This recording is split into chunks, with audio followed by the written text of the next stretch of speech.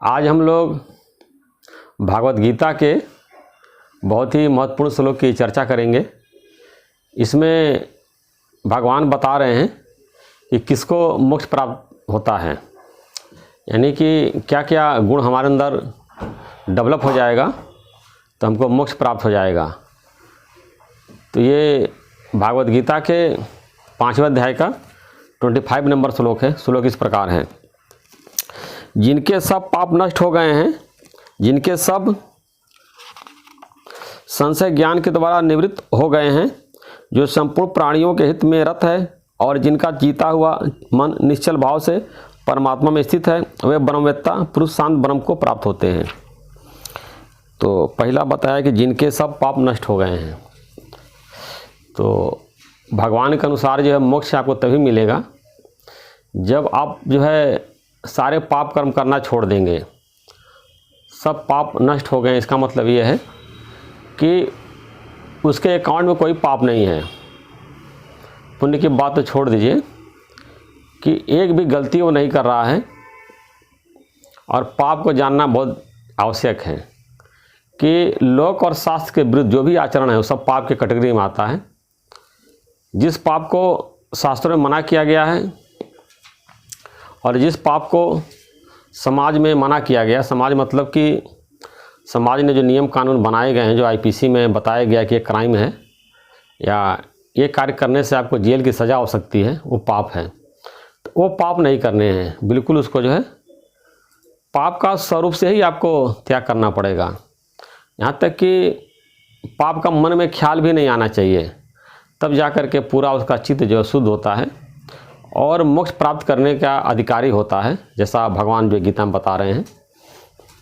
आगे बता रहे हैं, जिनके सब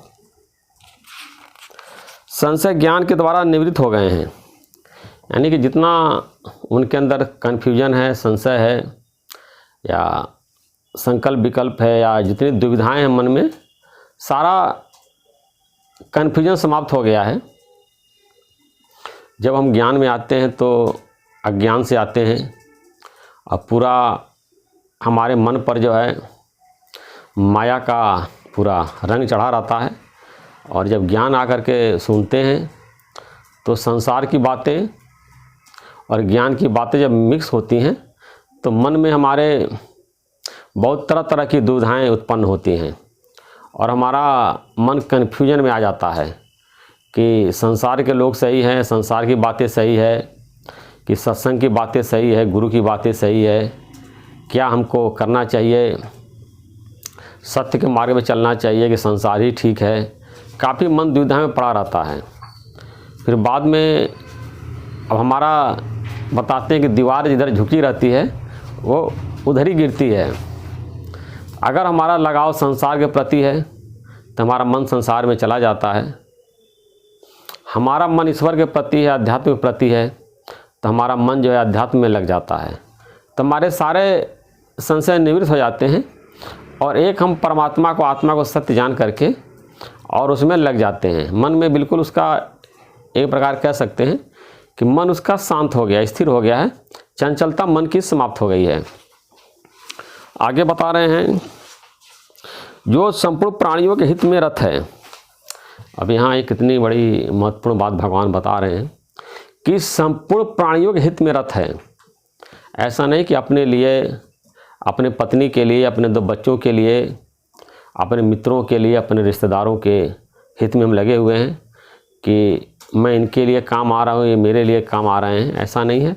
संसार के जितने भी प्राणी हैं, चाहे वो किसी भी जात का हो, चाहे किसी भी धर्म का हो, चाहे किसी भी संप्रदाय का हो, चाहे आपका मित्र हो, चाहे शत्रु हो, चाहे आपका रिश्तेदार हो या न हो, सारे प्राणियों के भलाई में लगा हुआ है।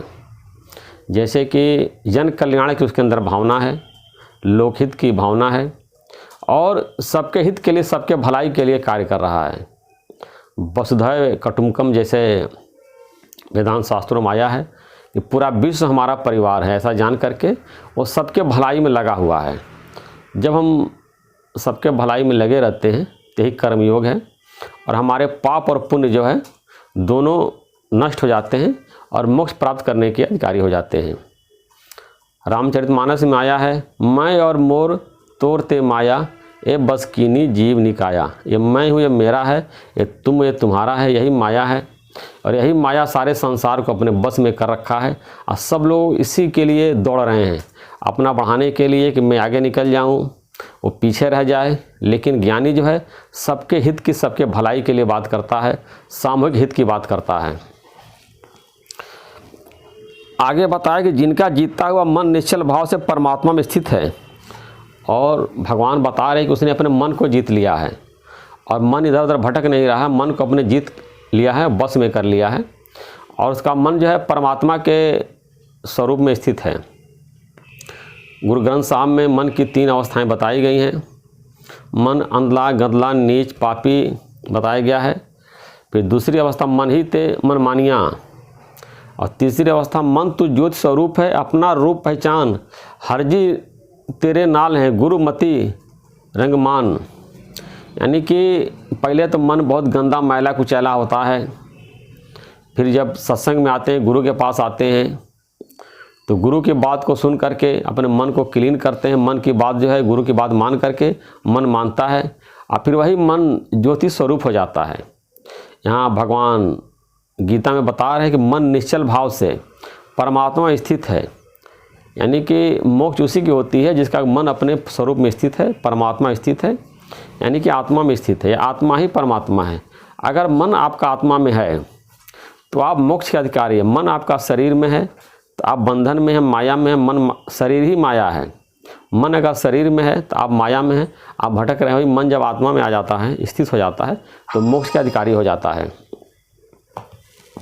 फिर आगे बताया ब्रह्मवेत्ता पुरुष शांत ब्रह्म को प्राप्त होते हैं। तो ये ब्रह्मवेत्ता के लक्षण बताए गए हैं कि ये ब्रह्मवेत्ता है कि यानी कि ब्रह्म में स्थित है और शांत ब्रह्म को प्राप्त होते हैं। यानी जब उनका शरीर छूटता है तो परमात्मा के स्वरूप को प्राप्त कर लेते हैं, परमात्मा हो जाते हैं या परमात्मा में लीन हो जाते हैं।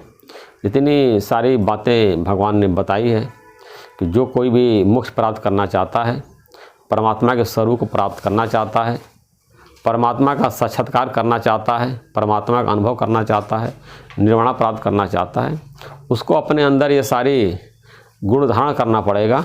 ऐसा नहीं कि बाहर से लेक्चर दे रहे हैं और मन में जो है शुद्धता नहीं है, मन में विषय विकार है, लोभ है, लालच है, काम है, क्रोध भरा पड़ा है, और बाहर से गेरुआ वस्त्र पहन करके मंच पर बैठ करके बड़े बड़े भाषण दे रहे हैं।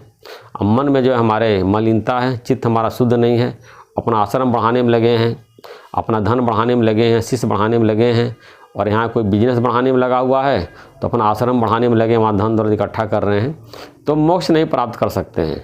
मोक्ष तभी प्राप्त कर सकते हैं जब भगवान ने गीता में लक्षण बताए गए हैं कि पाप करना उसने छोड़ दिया है, सबके भलाई के लिए लगा हुआ है, मन को जीत लिया है, तभी वो मोक्ष प्राप्त कर सकता है। कोई भी मोक्ष प्राप्त करना चाहता है तो मन को निर्मल करना अति आवश्यक है। भगवान ने बताया है कि निज निर्मल मन जन सो मोहि पावा, मोहे कपट छल छिद्र न भावा। परमात्मा को वही प्राप्त कर सकता है जिसका कि मन निर्मल हो गया है। अगर हमारे मन में खोट है, निर्मल नहीं है, तो हम परमात्मा को नहीं प्राप्त कर सकते हैं। यहाँ तक कि अष्टावक्र मुनि ने अष्टावक्र गीता में बताया है कि चित्त की निर्मलता ही मोक्ष है। जब हमारा चित्त निर्मल हो जाता है तो वही मोक्ष है। मोक्ष जो है ऐसा नहीं किसी देश में, किसी काल में, किसी स्थान में या कोई वस्तु है। चित्त का निर्मल हो जाना ही मोक्ष है। हम मुक्त स्वरूप हैं, हम जो है ज्ञान स्वरूप हैं, मुक्त स्वरूप हैं, लेकिन देह अभिमान करके और प्रकृति से, माया से संग मान करके अपने को संसार से बांध लिया है और दुखी सुखी हो रहे हैं। पतंजलि योग सूत्र में भी आया है, चित्त के वृत्तियों का निरोध करना ही योग है। चित्त के वृत्तियों का निरोध करना मतलब कि चित्त को शुद्ध कर लेना। मलिन चित्त ही चंचल रहता, भटकता रहता है। जब चित्त निर्मल हो जाता है तो शांत हो जाता है। तो योग वशिष्ठ माया है कि मन का जो मनन भाव है, इसका जब निवृत्त हो जाता है तो परमात्मा का या आत्मा का साक्षात्कार हो जाता है। तो मन में संसार की बातें, पूरा माया भरा पड़ा है अपना पराया भरा पड़ा, हेरा फेरी भरी पड़ी है, उसी का संकल्प विकल्प चलता रहता, मन वही भागता रहता है। तो जब इस प्रकार जब हम आत्मा का अभ्यास करते हैं और जितने भी लोक और शास्त्र के विरुद्ध आचरण बताए गए उसका जब त्याग कर देते हैं और सदाचार का पालन करते, सबके हित के लिए कार्य करते हैं, तो हमारा मन शुद्ध हो जाता है और परम पद को प्राप्त कर लेते हैं।